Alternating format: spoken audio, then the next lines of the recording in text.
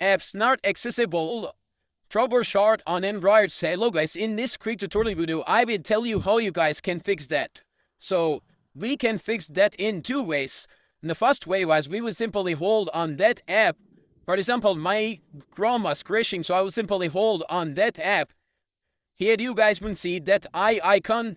Also in some devices you guys will see two dots or three dots on the right side, but you need to simply click on there. So I will click on that eye.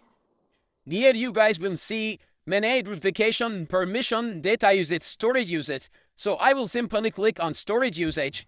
Here you guys will see cache data. So I will simply clear cache.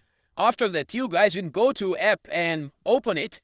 If it's worth that, so it and it didn't work, you guys will go again to here and you guys will simply click on clear data.